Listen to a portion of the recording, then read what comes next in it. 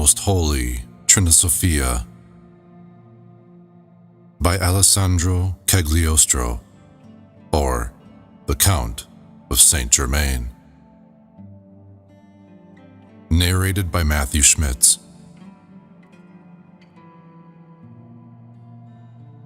It is in the retreat of criminals, in the dungeons of the Inquisition, that your friend writes these lines which are to serve for your instruction, at the thought of the inestimable advantages which this document of friendship will procure for you. The horrors of a long and little-deserved captivity seem to be mitigated.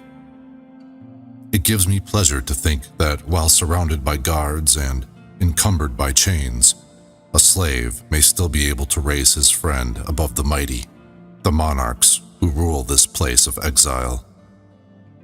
My dear Philocatus, you are about to penetrate into the sanctuary of the sublime sciences. My hand is about to raise for you the impenetrable veil which hides from the eyes of common men the tabernacle, the sanctuary wherein the Eternal has lodged the secrets of nature, kept for a few that are privileged, the few elect whom his omnipotence created, that they may see, and seeing may soar after him in the vast expanse of his glory, and deflect upon mankind one of the rays that shine round about his golden throne. If your friend's example proves a salutary lesson for you, I shall bless the long years of tribulation which the wicked have made me suffer. Two stumbling blocks equally dangerous will constantly present themselves to you. One of them would outrage the sacred rights of every individual. It is misuse of the power which God will have entrusted to you. The other, which would bring ruin upon you, is indiscretion. Both are born of the same mother. Both owe their existence to pride. Human frailty nourishes them. They are blind. Their mother leads them. With her aid, these two monsters carry their foul breath even into the hearts of the Lord's elect. Woe unto him who misuses the gifts of heaven in order to serve his passions. The almighty hand that made the elements subject to him would break him like a fragile reed. An eternity of torments could hardly expiate his crime. The infernal spirits would smile with contempt at the tears of the one whose menacing voice had so often made them tremble in the bosom of their fiery depths. It is not for you, Philocatus, that I sketch this dreadful picture. The friend of humanity will never become its persecutor. The precipice, my son, which I fear for you, is indiscretion, the imperious craving to inspire astonishment and admiration. God leaves to men the task of punishing the imprudent minister who permits the eye of the profane to look into the mysterious sanctuary. O Philocatus, may my sorrows be ever present in your mind. I, too, have known happiness, was showered with the blessings of heaven and surrounded by power such as the human mind cannot conceive, commanding the genii that guide the world. Happy in the happiness that I created, I enjoyed within the bosom of an adored family the felicity which the Eternal accords to his beloved children. One moment destroyed everything. I spoke, and it all vanished like a cloud. O my son, follow not in my steps. Let no vain desire to shine before men bring you to disaster.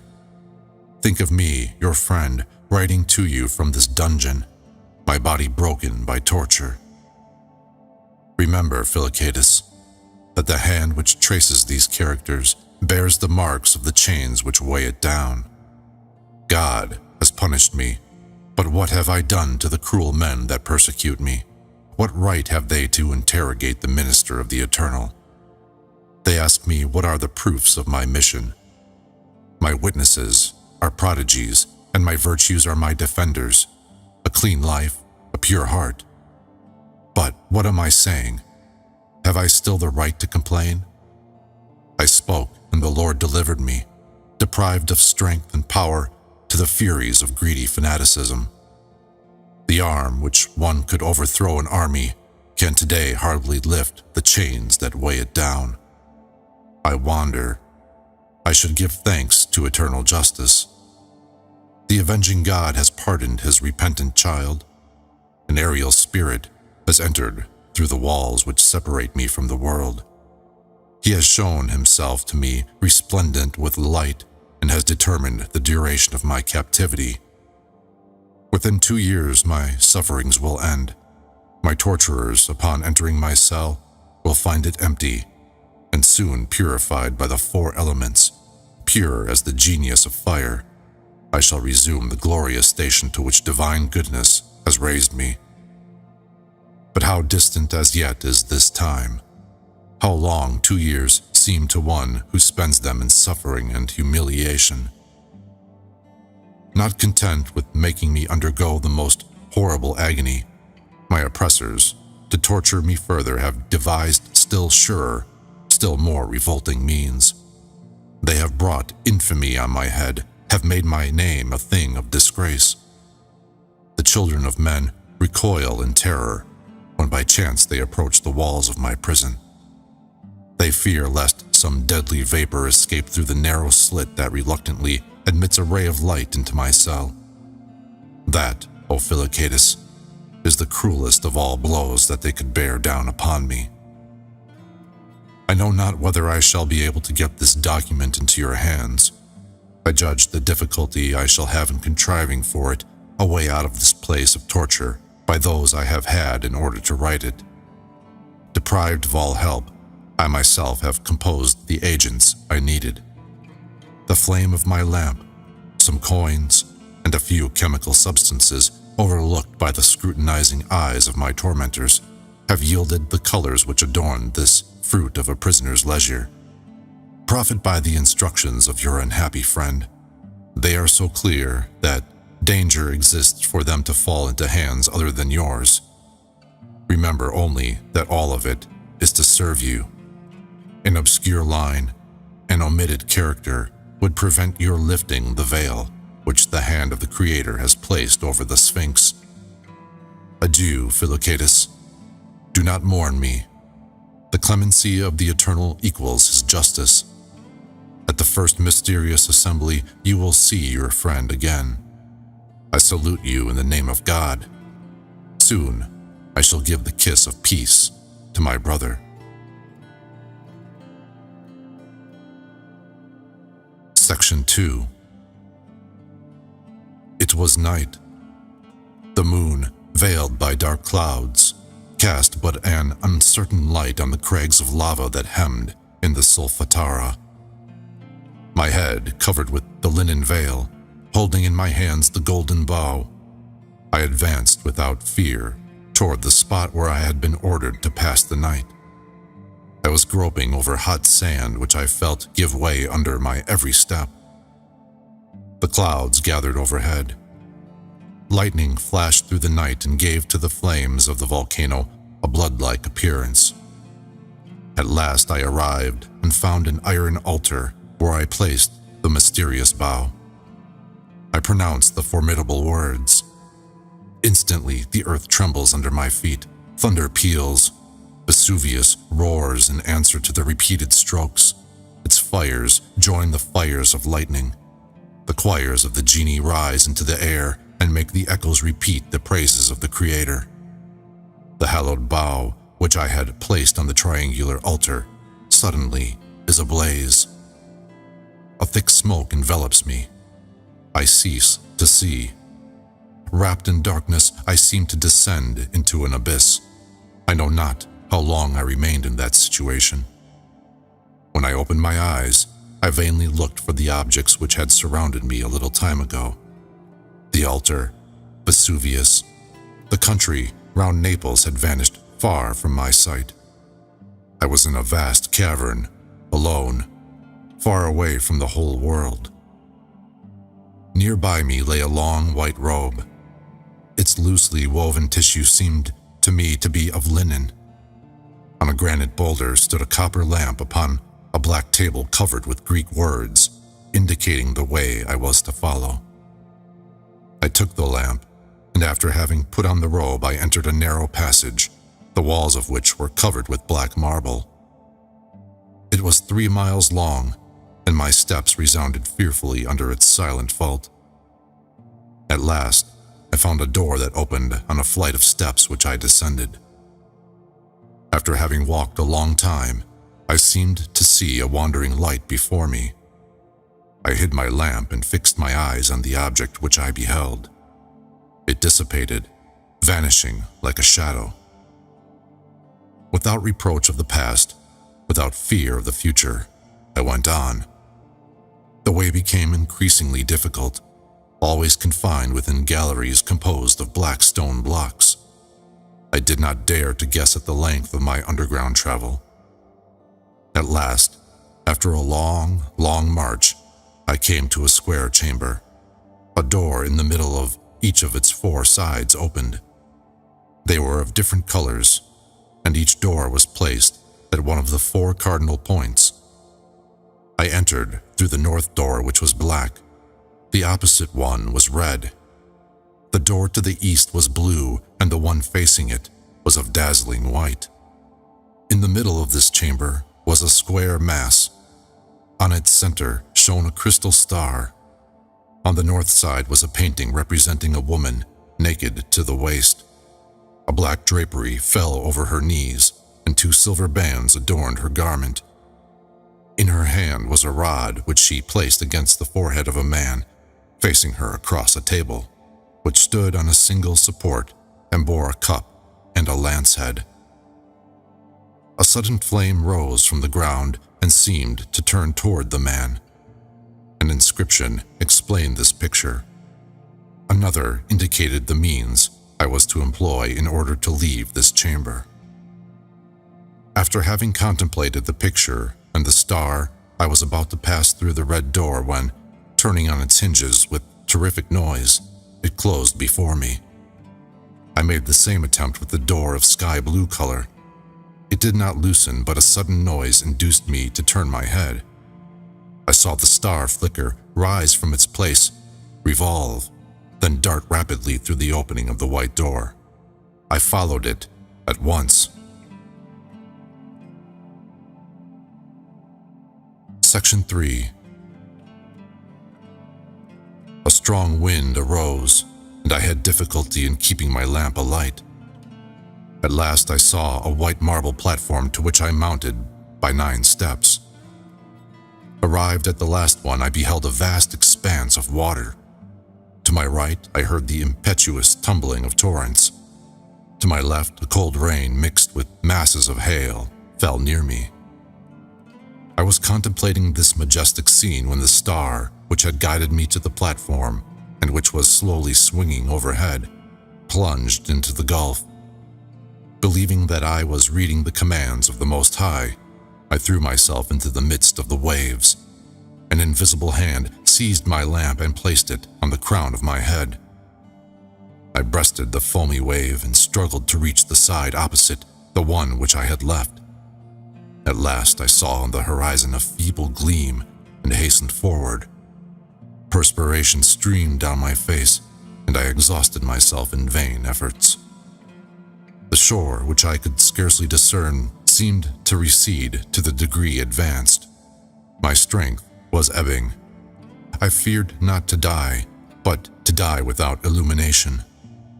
I lost courage, and lifting to the vault my tear-streaming eyes, I cried out, "Judge thou my judgment and redeem me. By thy eloquence, make me live." I could hardly move my tired limbs, and was sinking more and more when near me I saw a boat. A richly dressed man guided it.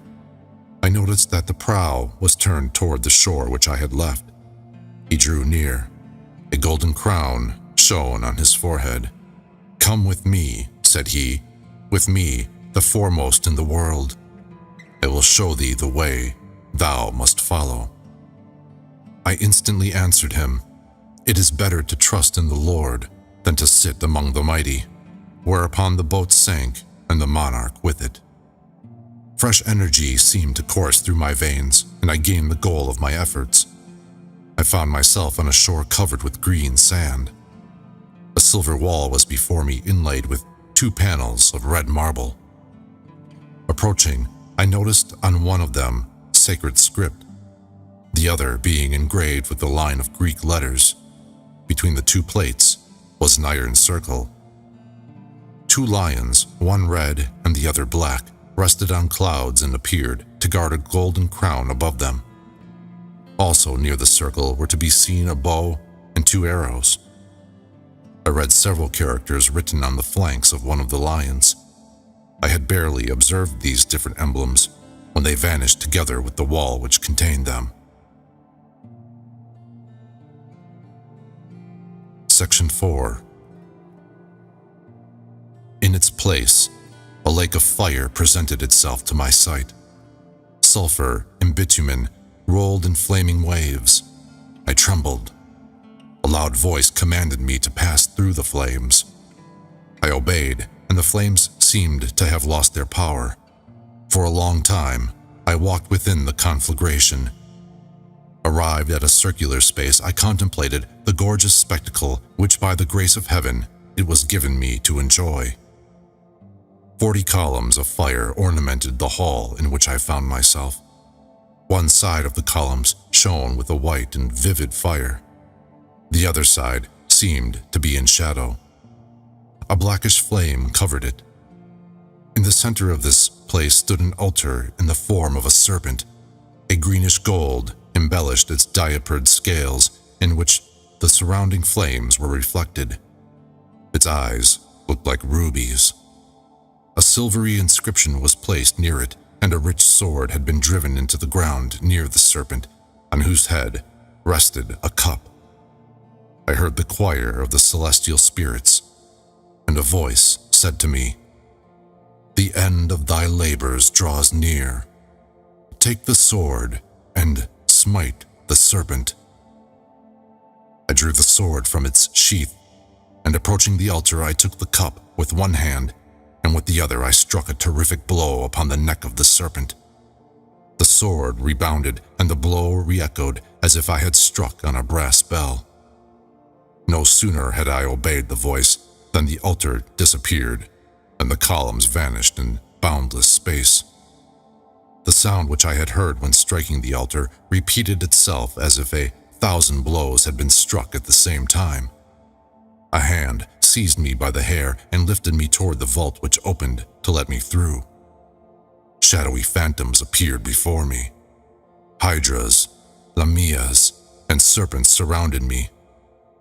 The sight of the sword in my hand scattered the foul throng, even as the first rays of light dissipate the frail dream children of the night. After mounting straight upward through the layers that composed the walls of the globe, I saw again the light of day. Section 5. Scarcely had I risen to the surface of the earth when my unseen guide led me still more swiftly.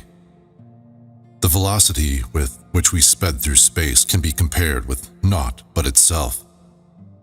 In an instant, I had lost sight of the plains below.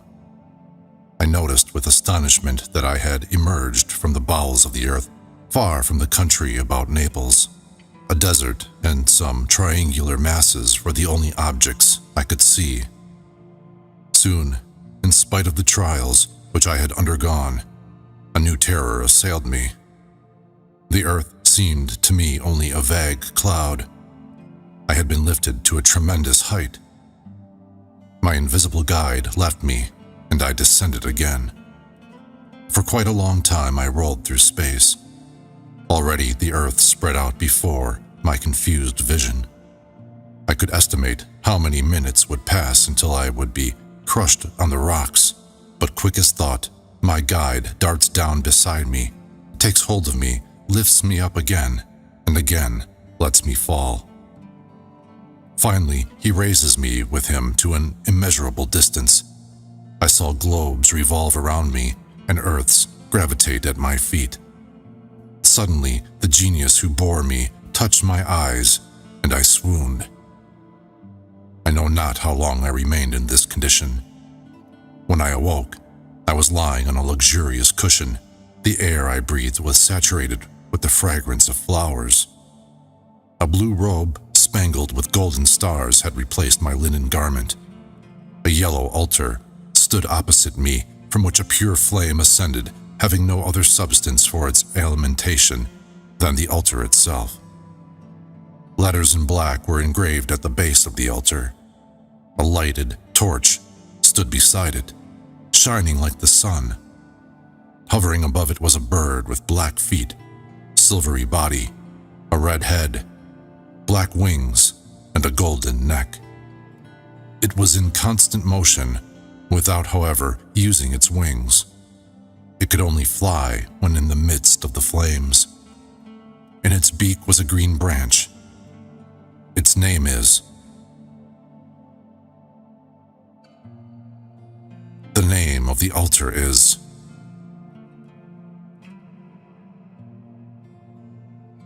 Altar, bird, and torch are the symbol of all things. Nothing can be done without them. They themselves are all that is good and great. The name of the torch is... 4 inscriptions surrounded these different emblems. Section 6. I turned aside and noticed an immense palace, the base of which rested on clouds.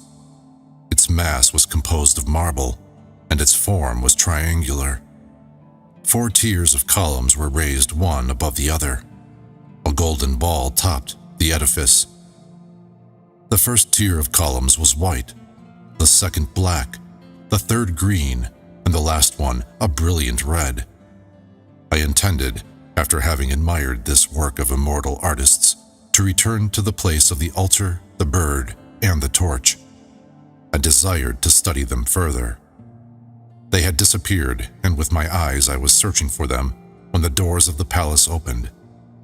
A venerable old man came forth, clad in a robe like mine, except that a golden sun shone on his breast.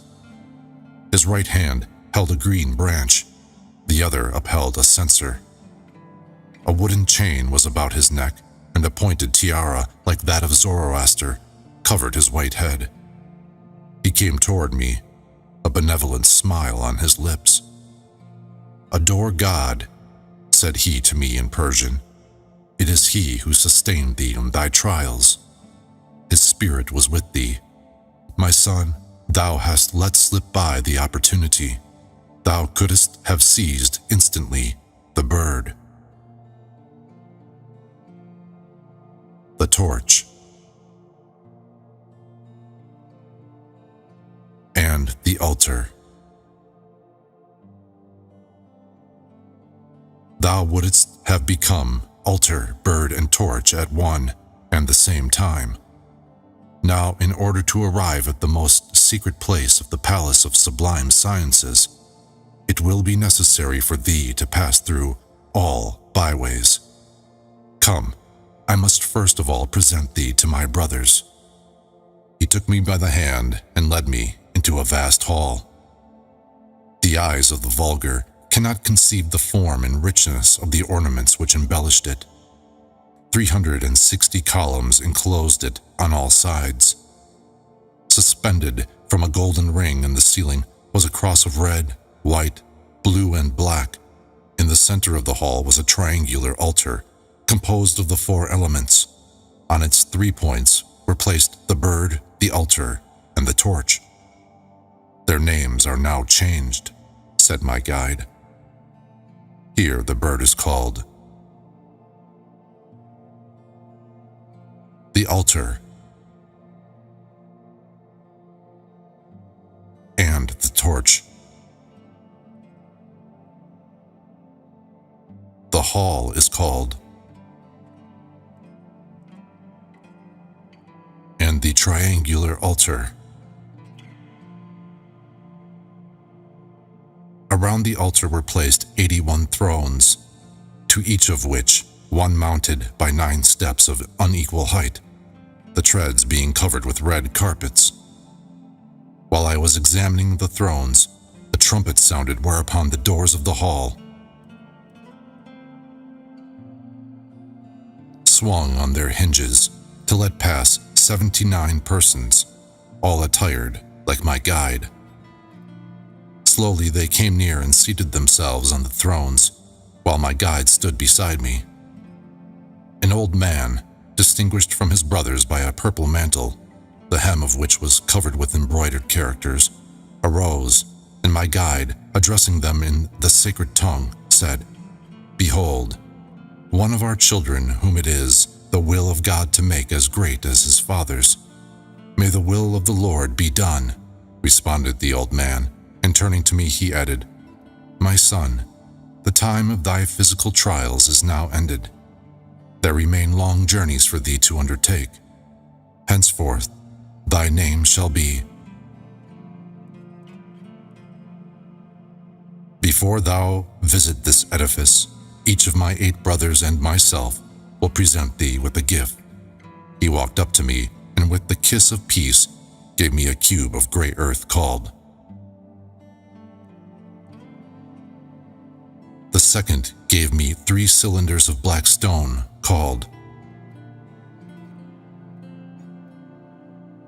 The third, a small piece of rounded crystal called. The fourth, a crest of blue plumes named. The fifth added a silver vase which carries the name of.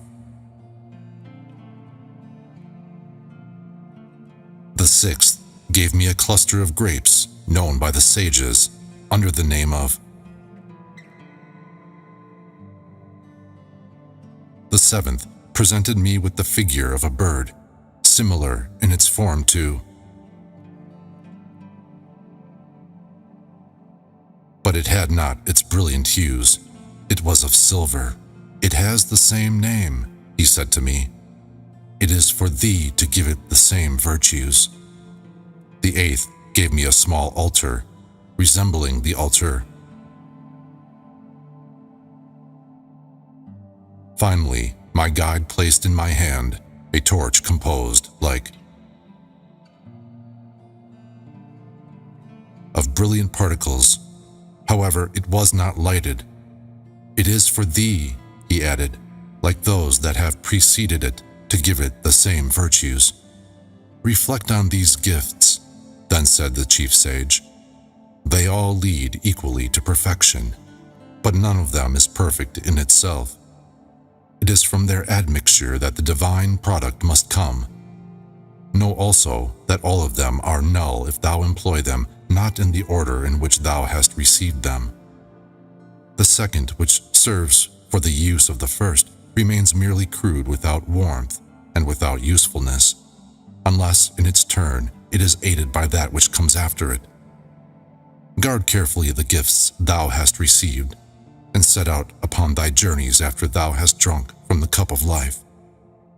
Hereupon he handed me in a crystal cup a shining liquor of saffron hue. Its taste was delicious, and it emitted an exquisite aroma. I was about to hand the cup back to him after moistening my lips in the liquor, when the old man said, "Drink it all. It will be thy only nourishment during thy journeys."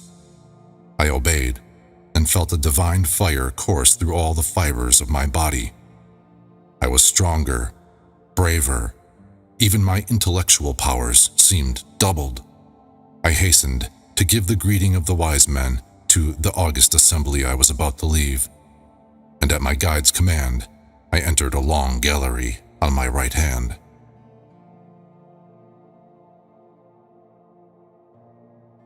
Section 7. At the entrance of this gallery stood an oval steel vessel, which upon my approach filled with crystal clear water, purified by fine white sand. The vessel rested on 3 brass feet.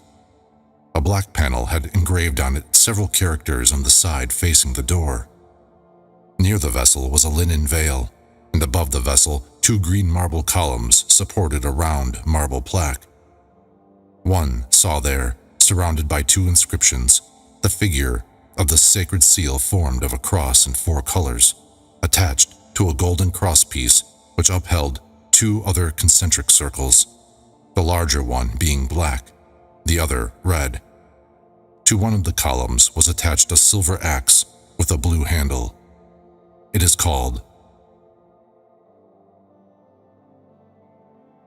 After reading the inscriptions, I went up to the vessel and washed, first my hands, but finished by plunging in bodily. I stayed there 3 days, and on coming out of the water, I saw that it had lost its transparency. Its sand had become grayish, and rust-colored particles stirred in the fluid. I tried to dry myself with the linen veil, but fresh drops of water kept taking the place of those the linen absorbed. I gave up trying to dry myself with the veil, and, keeping in the shade, I remained there motionless for 6 whole days. At the end of this time, the source of these waters was exhausted. I found that I was dry and lighter, though my strength seemed to be increased. After walking about for a little while, I returned to the vessel. The water which had been in it was gone. In its place was a reddish liquid. The sand was gray and metallic. I again bathed in it, being careful, however, to remain there only a few moments. When stepping out of it, I noticed that I had absorbed part of the liquid. This time, I did not try to dry myself with the cloth, for the liquor with which I was saturated was so strong and corrosive that it would have instantly destroyed the fabric. I found myself at the other end of the gallery, stretched out on a bed of warm sand, where I spent 7 days. After this time, I returned to the vessel. The water was as it had first appeared. Once more I plunged into it, and after having washed myself carefully, came out. This time I had no difficulty in drying myself. Finally, after having purified myself according to the instructions I had received, I prepared to leave this gallery in which I had spent 16 days. Section 8. I left the gallery by a low and narrow door and entered a circular apartment, the paneling of which was made of ash and sandalwood. At the further end of the apartment, on a pedestal, composed of the trunk of a vine, lay a mass of white and shining salt. Above was a picture showing a crowned white lion and a cluster of grapes. Both rested on a salver sustained in the air by the smoke of a lighted brazier. To my right and left, 2 doors opened, one giving unto an arid plain. A dry and scorching wind blew over it continually, and the other door opened on a lake at the extreme end of which a black marble facade could be seen. I approached the altar and took into my hands some of the white and shining salt which the sages call, and rubbed my entire body with it. I impregnated myself with it, and after having read the hieroglyphics accompanying the picture, I prepared to leave this hall. My first intention was to leave by the door opening upon the plain, but there issued therefrom a hot vapor, and I preferred the opposite path. I had the freedom of choice with the condition, however, not to leave the one once chosen. I decided to cross the lake. Its waters were somber and sleeping. At a certain distance, I clearly noticed a bridge called. To reach it, I would have been obliged to follow the windings of a shore covered with rocks, and I preferred to cross the lake. I entered the water, which was as thick as cement. I noticed that it was useless for me to swim, since my feet touched the bottom everywhere. I walked in the lake for 13 days. At last, I came to the other shore.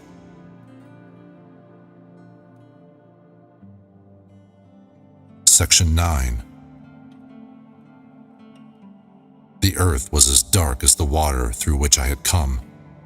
A hardly perceptible slope led me to the base of the building which I had seen from afar. On its long square front, several characters were engraved like those used by the priests of ancient Persia. The entire building was made of rough, black basalt. The doors, of cypress wood, opened to let me pass.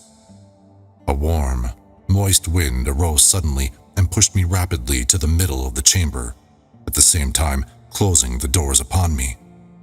I was in darkness, but gradually my eyes grew accustomed to the meager light which reigned in this enclosure, and I was able to discern the surrounding objects. The vaulting, the walls, and the floor of the chamber were as black as ebony. Two mural paintings arrested my attention.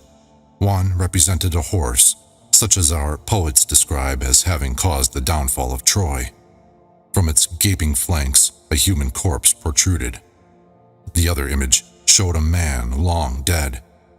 Vile insects bred by putrefaction swarmed over his face and devoured the substance which had given them birth. One of the arms of the dead man, stripped of its flesh, already showed the bones. A man, dressed in red, standing by the corpse, endeavored to lift it. A star shone on his forehead. His legs were enclosed in black buskins. Above, between, and below the picture were 3 black panels bearing silver characters. I read them and then occupied the time by making the rounds of the hall where I was to spend 9 days. In a dark corner, I found a pile of black earth which was fat and saturated with animal particles. I was about to take some of it when a thundering voice, like the sound of a trumpet, forbade me to do so, saying, "This earth has lain in this hall only 87 years. When 13 more years have elapsed, thou and the other children of God may use it." The voice fell silent, but its last ringing sounds continued to vibrate a long time in that temple of silence and death. After remaining in it the time prescribed, I departed by the door opposite to the one through which I had entered.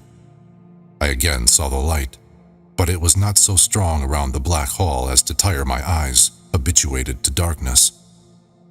I saw with surprise that in order to reach the other buildings, I should have to cross a wider lake than the first one. For 18 days I walked in the water. I recalled that, when crossing the first lake, its waters became darker and thicker as I advanced.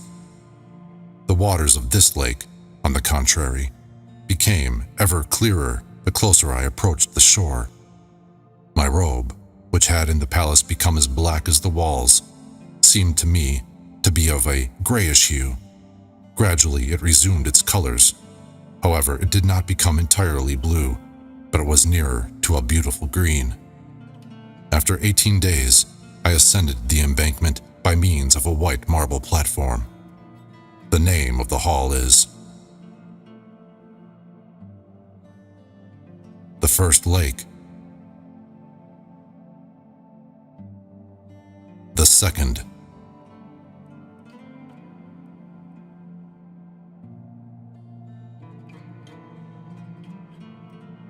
Section 10.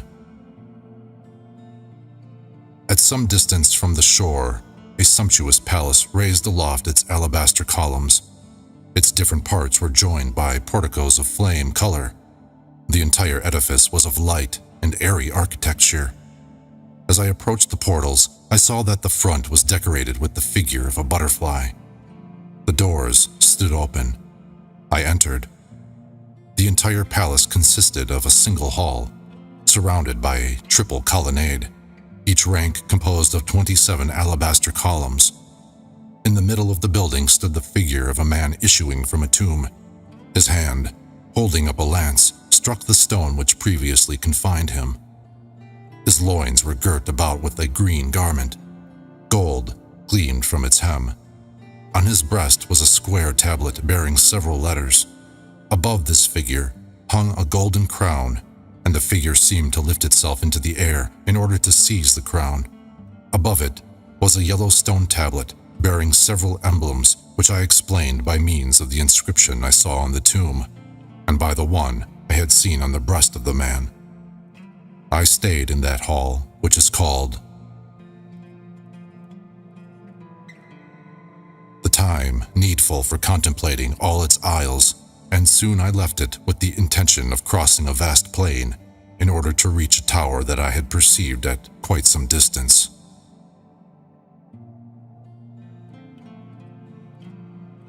Section 11. No sooner had I quitted the steps of the palace when I saw fluttering in front of me a bird similar to. This one, however, having two wings like a butterfly's besides its own. A voice issuing from a cloud commanded me to seize and to affix it, and I darted forth after it. It did not fly but used its wings in order to run with the greatest rapidity. I pursued it. It fled before me and made me cover the entire plain several times. I followed it without pause. Finally, after pursuing it for 9 days, I forced it to enter the tower which I had seen in the distance as I was leaving. The walls of this edifice were of iron. 36 columns of the same metal supported it. The interior was of the same material, encrusted with shining steel. The foundations of the tower were so constructed as to be twice as deep in the earth as they were high above the ground. The bird had barely entered this enclosure when an icy cold seemed to overcome it. In vain, it tried to move its numbed wings. It still fluttered, trying to flee, but so feebly that I reached it with the greatest ease. I seized the bird, and driving a steel nail through its wings, I affixed it to the floor of the tower with the aid of a hammer called. Hardly had I finished when the bird acquired new strength. It did not move, however, but its eyes began to shine like topaz. I was gazing at it when my attention was attracted by a group in the center of the hall. It showed a handsome man in the prime of life. In his hand, he held a staff about which 2 serpents were interlaced. The young man was striving to escape a larger and more powerful man, who wore a girdle and a helmet of iron surmounted by waving red plumes. Near him, a sword lay on a buckler covered with hieroglyphics.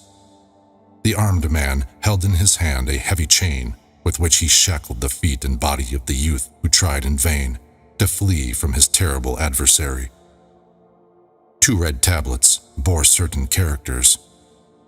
I departed from the tower, and opening a door between 2 pillars, I found myself in a vast hall.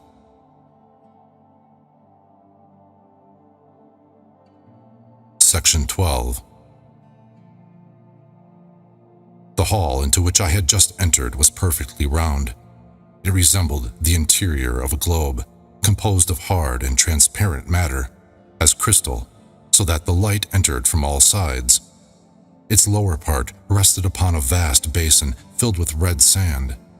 A gentle and equable warmth reigned in this circular enclosure. The sages call this hall. The basin of sand sustaining it is called. With astonishment, I gazed around this crystal globe when a new phenomenon excited my admiration. From the floor of the hall ascended a gentle vapor, moist and saffron yellow.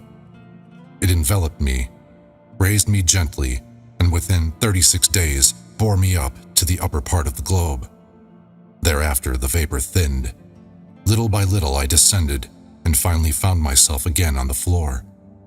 My robe had changed its color. It had been green when I entered the hall, but now changed to a brilliant red. A contrary effect had taken place in the sand on which the globe rested. Gradually, its red color had been transformed into black. After finishing my ascent, I remained 3 more days in that hall. At that time, I left it in order to enter a large place surrounded by colonnades and gilded porticos. In the center of the place stood a bronze pedestal supporting a group representing a large, strong man whose majestic head was covered with a crowned helmet. A blue garment protruded through the meshes of his golden armor. In one hand, he held a white staff bearing certain characters. The other hand he extended toward a beautiful woman. His companion wore no garment, but a sun radiated from her breast. Her right hand held 3 globes joined by golden rings. A coronet of red flowers confined her beautiful hair. She sprang into the air and seemed to lift with her the warrior who accompanied her. Both were borne up by the clouds about the group. On the capitals of 4 white marble columns were set 4 bronze statues. They had wings and appeared to sound trumpets. I crossed the place, and mounting on a marble platform which was before me, I noticed with astonishment that I had re-entered the Hall of Thrones, the first in which I had found myself when entering the Palace of Wisdom.